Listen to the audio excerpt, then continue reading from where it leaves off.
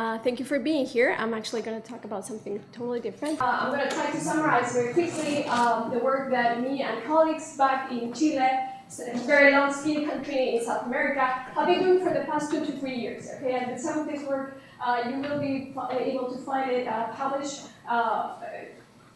either already published or coming up. I'll show you some of the references later. So I just want to make sure that you see the whole team, and I'm just one of them. I wanted to let you know, tell you a little bit about our context, right? Chile, besides being a long, skinny country, has made a lot of progress in increasing enrollment rates in higher ed in the last 20 to 30 years. So overall, the enrollment rates have increased from 13% back in 1990 to about 40% now in 2017, 2016, 17. But you can see in the slides that there are still very significant differences in the participation rate of lowest income students when you compare income students to high income students, or when you look at what type of institutions students are actually enrolling into. So we're going to try to pick it up. So I was telling you about the increase in enrollment rates overall for everybody, right? But still very significant differences among income groups. So not only in the participation rate in higher education, but also in the type of institutions that they're attending. Okay, you can see here, these are the more traditional type of categories that we've had to separate our institutions. And the bottom part of the graph shows you the technical institutions. Yeah. So you can see that the lower income, when you compare mainly sort of the highest income group to the lowest income group, right? You can see most of the differences. You'll see that about 40% of the lowest income group are going to technical education, while over here, highest income group, it's about 20%. Okay, this is 2015 data. And for you to bear in mind that most of these institutions, many of them technical institutions, are not accredited. So there are very important quality issues, not only the type of education they're getting, but also the quality of education that lowest income students are getting. Okay, so that's to give you some context, okay, of higher education in Chile for the past 30 years. I'm going to be talking more about admissions and admissions system, okay? And for that, you need to know a couple of facts, at least at bare minimum. We have a centralized system for over 30 institutions in our country. Those are the public institutions that have been around for the longest time, the most traditional, the ones that are perceived as the more prestige. And also more recently, we've incorporated a number of private, more newer institutions that have some sort of quality assurance in place, so accredited and that sort of thing, okay? For these institutions, they work together, setting up their admission system, okay? It doesn't mean that they necessarily have the same weights of all indicators, but they do have common agreements on, first, 85% of their enrollments, undergrad enrollments, will be allotted based on test scores, okay, admissions test scores, and high school GPA for the longest time. Till in 2012, they decided to incorporate high school ranking as one admission indicator, an additional admission indicator that was hopefully going to help with the equity issues around access, okay? So this is regular admissions.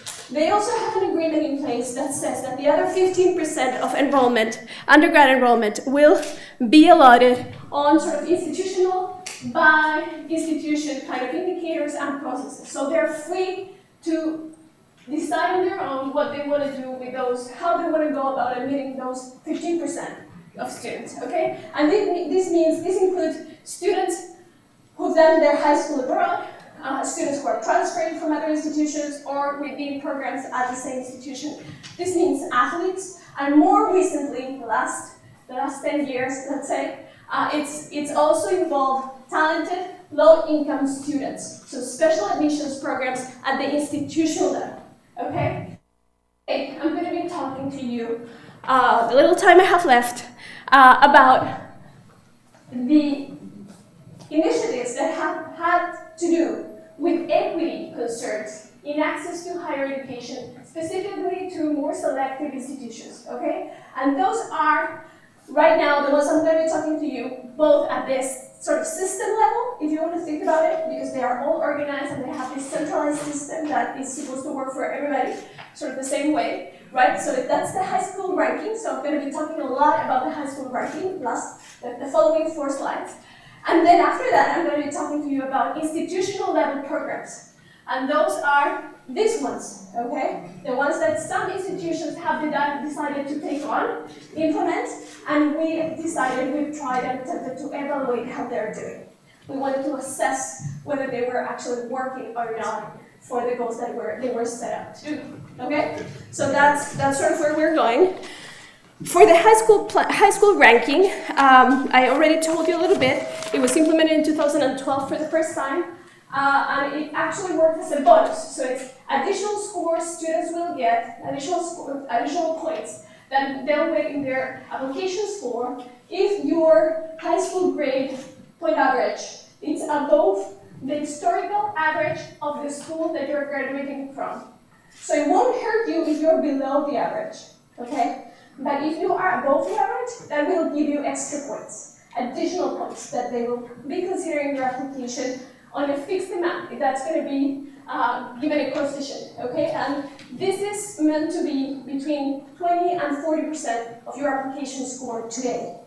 Okay, it started being a lot less, it was sort of a trial phase, but today it's about 40%. The other 60%, it's mainly test scores, okay? It's about 20% that your high school grades are taking into account as well. So 20% high school score, about a proportion that goes to 40% to ranking, and the rest is score from a test, standardized test, just like the SAT.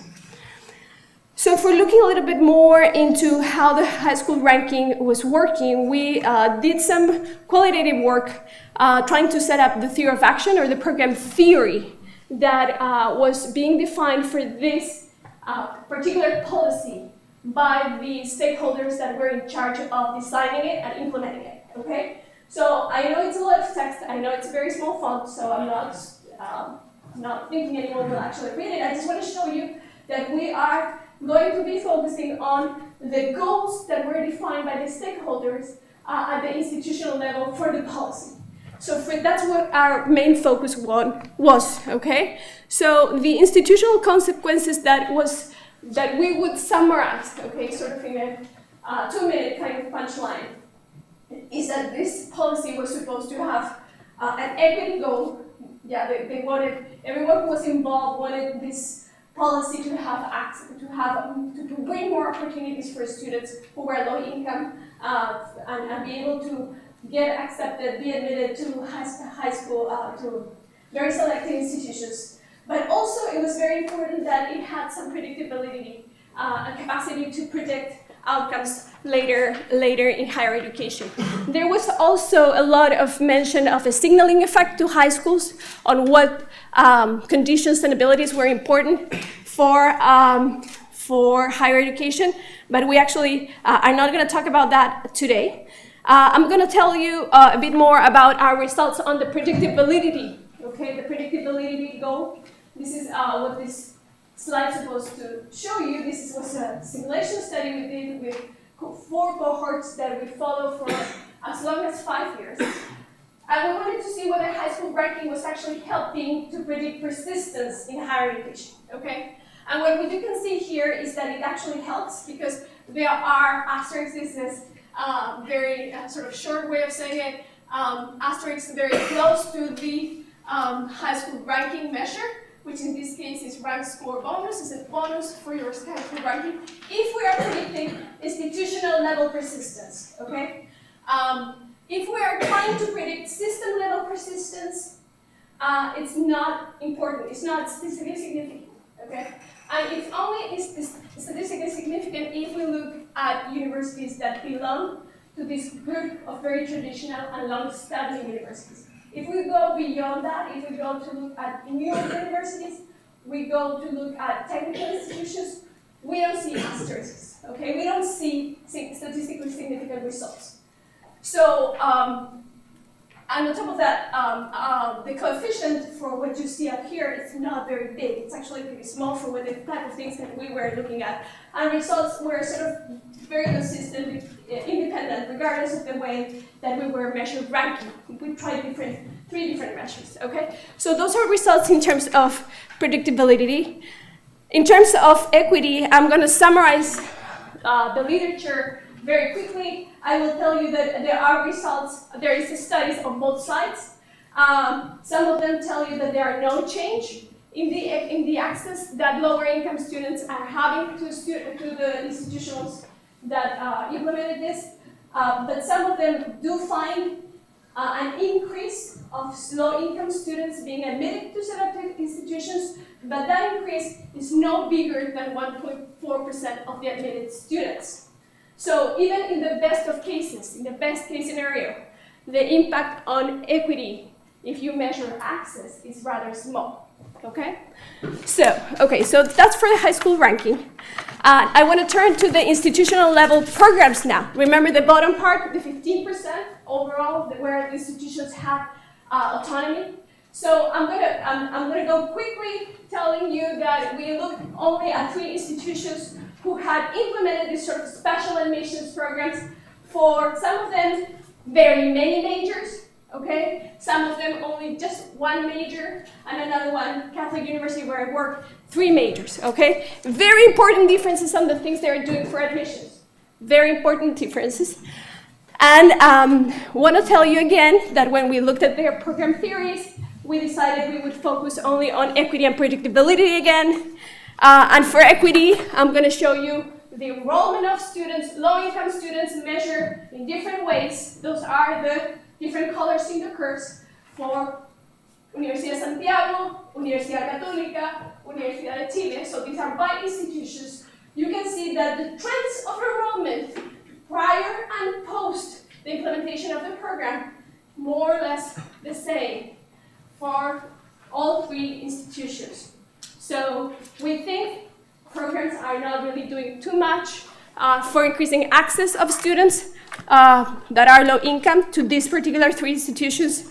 And when you look at persistence rates of students in these 3 institutions, what we find, we're seeing nice graphs, but the statistics behind them tell us that these are not statistically significant results, except for the fact that USACH, if we aggregate all these numbers, okay, the aggregate result shows lower persistence for the benefited students, for the special admits, for the specially admitted students, okay? So non-significant differences between groups, which could be, seen as a good thing because they are coming in with lower credentials. Okay. So, as a conclusion and a proposal, we would say that the high school ranking is doing a marginal improvement. It's actually creating marginal results in terms of the equity and both predictability, only at the institutional level for some type of institutions, not all of them. Institutional programs seem to be showing no change in the composition of the student body after implementation, and there are actually no significant differences between their outcomes of the both groups, so we think that there is room for doing more, okay? We think there is room for doing more, and we think that that more should be done, hopefully we think, within the centralized admissions, because we think that the centralized admission system, because we think that's very, right now, it's sort of a more transparent kind of way about admissions, which actually helps low-income students navigate the process of applications. Okay, thank you so much. That was kind of depressing. I'll be interested to hear some comparison.